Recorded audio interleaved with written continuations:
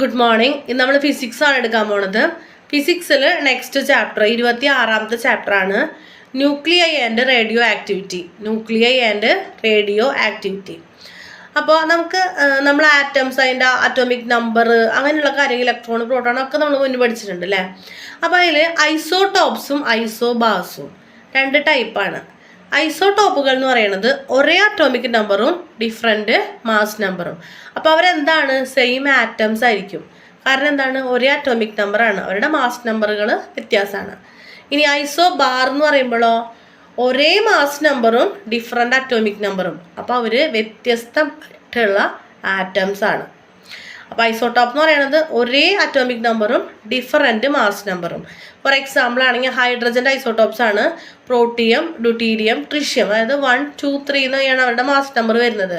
എല്ലാത്തിൻ്റെ atomic number എത്രയാണ്? 1 ആണ്. അപ്പോൾ ഒരെണ്ണം ഹൈഡ്രജൻ ആറ്റം തന്നെയാണ് പല മാസിലുള്ളത്.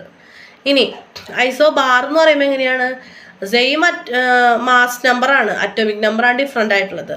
ഇപ്പോൾ ആർഗൺ, അതുപോലെ സോഡിയം, ഇവർ രണ്ടുപേർക്ക് എന്താണ് 40 atomic mass, same atomic mass ആണ്. പക്ഷെ ആർഗൺ എന്ന് പറയുമ്പോൾ അതിന് അറ്റോമിക് നമ്പർ 10, സോഡിയത്തിൻ്റെ 11. അപ്പം അങ്ങനെയുള്ള വ്യത്യാസങ്ങൾ, രണ്ട് ആറ്റംസ് ആണ്. ഇനി അടുത്ത നമുക്ക് നോക്കാനുള്ള ടേമാണ് ഹാഫ് ലൈഫ് പീരീഡും ആവറേജ് ലൈഫ് പീരീഡും. ഒരു radio active element half life period എന്ന് പറയുന്നത് it is the time in which the number of atoms of a radioactive element remains half after this time.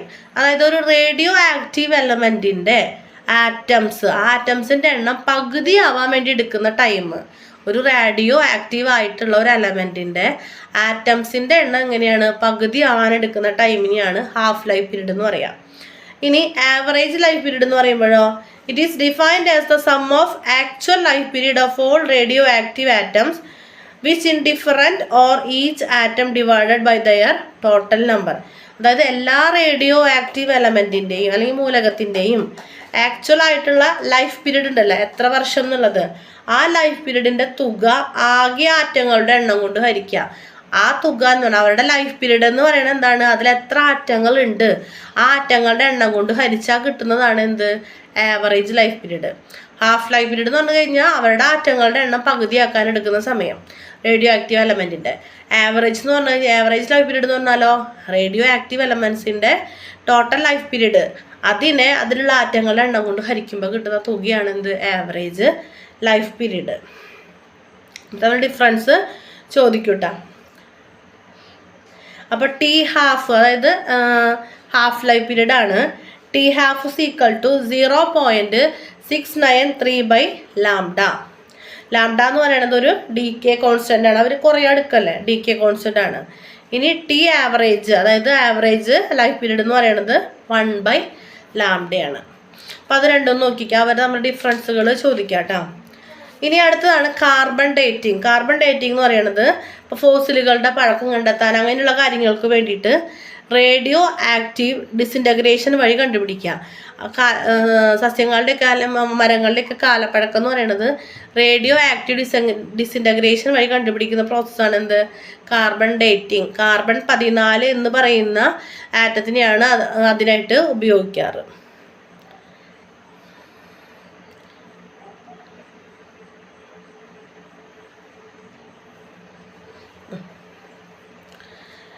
ഇനി അപ്പോൾ ഇതിലൊരു കണക്ക് തന്നിട്ടുണ്ട് ഹാഫ് ലൈഫ് പീരീഡിൻ്റെ കേട്ടോ. അതൊരു radio active element half life period കണ്ടുപിടിക്കാനാണ് പറഞ്ഞിരിക്കുന്നത്. Which reduces to 1/8 initial mass by 16 days. അത് 16 ദിവസം കൊണ്ട് അവരുടെ മാസം എന്ന് പറയുന്നത് 1/8 ആയിട്ട് കുറയാനായിട്ട്.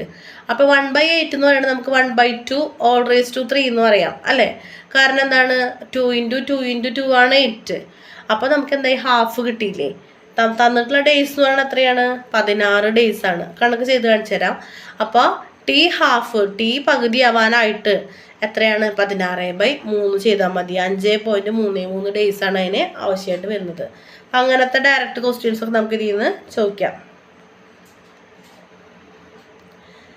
ഇനി നെക്സ്റ്റ് ആണ് law of radio active decay. ഇത് നമുക്ക് നോക്കാനുള്ളത് law of radio active decay and law of radio active decay. Law പറയണത് എന്താണെന്ന് വെച്ച് കഴിഞ്ഞാൽ number of radio active atoms disintegrating per second is directly proportional to the number of radio active atoms present at that instant of the time. അതായത് ഓരോ സെക്കൻഡിലും disintegrate ചെയ്ത് പോകുന്ന radio active ആറ്റംസിൻ്റെ number എന്ന് പറയുന്നത് അതിലുള്ള മൊത്തം റേഡിയോ ആക്റ്റീവ് ആറ്റംസ്, ആ സമയത്തുള്ള റേഡിയോ ആക്റ്റീവ് ആറ്റംസിന് ഡയറക്ട്ലി പ്രൊപ്പോർഷണൽ ആയിരിക്കുന്നത്. അതായത് റേഡിയോ ആക്റ്റീവ് ആറ്റംസ് കൂടുതലാണെങ്കിൽ എന്താണ്, അവിടുന്ന് ഡിസിൻറ്റഗ്രേറ്റ് ചെയ്ത് പോകുന്ന ആറ്റംസിൻ്റെ എണ്ണം കൂടുതലായിരിക്കും. റേഡിയോ ആക്റ്റീവ് ആയിട്ടുള്ള ആറ്റംസ് കുറവാണെങ്കിലോ ഡിസിൻറ്റഗ്രേറ്റ് ചെയ്ത് നശിച്ചു പോകുന്ന ആറ്റംസിൻ്റെ എണ്ണം കുറവായിരിക്കും. അപ്പോൾ എത്ര ഡിസിൻറ്റഗ്രേറ്റ് ചെയ്ത് പോകുന്നു എന്നുള്ളത് എന്താണ്, അവിടെയുള്ള മൊത്തം റേഡിയോ ആക്റ്റീവ് ആറ്റംസിൻ്റെ എണ്ണവുമായിട്ട് ഡയറക്ട്ലി പ്രൊപ്പോർഷണൽ ആയിരിക്കും. dN/T/dt directly proportional to N/T. T കൊണ്ട് ഡിസിൻറ്റഗ്രേറ്റ് ചെയ്ത് പോകാന്ന് അർത്ഥം. അപ്പോൾ അതിന് നമുക്ക് ഈ പ്രൊപ്പോർഷണാലിറ്റി കളയാൻ വേണ്ടിയിട്ട് നമ്മൾ ഡിയിലെ കോൺസ്റ്റന്റ് ഇട്ട് കൊടുക്കും ലാംഡ. അപ്പോൾ അത് നെഗറ്റീവാണ് സൂചിപ്പിക്കുന്നത്, നെഗറ്റീവ് ലാംഡ എന്നാണ് കാണിക്കുന്നത്. അപ്പോൾ നെഗറ്റീവ് സൈൻ എന്താണ് സൂചിപ്പിക്കുന്നത്, സമയത്തിനനുസരിച്ചിട്ട് സമയം ഇങ്ങനെ കൂടുന്തോറും എന്താണ് റേഡിയോ ആക്റ്റീവ് ആറ്റംസ് ഡിസിൻറ്റഗ്രേറ്റ് ചെയ്ത് പോകുന്നത് എന്താണ് എണ്ണം കുറയുന്നു, അവരുടെ എണ്ണം കുറയുന്നു. ഓരോ സമയം കഴിയുന്തോറും അവിടെയുള്ള റേഡിയോ ആക്റ്റീവ് ആറ്റംസിൻ്റെ എണ്ണം കുറയാനുള്ള കാരണം എന്താണ്, അതിങ്ങനെ ഡിസിൻറ്റഗ്രേറ്റ് ചെയ്ത് പോയിക്കൊണ്ടിരിക്കുന്നുണ്ട്.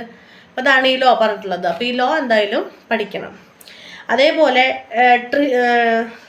ട്രിഷ്യം, പ്ലൂട്ടോണിയം ഇങ്ങനെയുള്ള റേഡിയോ ആക്റ്റീവ് എലമെൻറ്റ്സ് ഉണ്ടല്ലോ, അവരുടെ എന്താണ് അവരധികം നോട്ടബിളൊക്കെ ഒരുപാട് ക്വാണ്ടിറ്റീസിൽ ഭൂമിയിൽ കാണാനില്ല. ട്രിഷ്യവും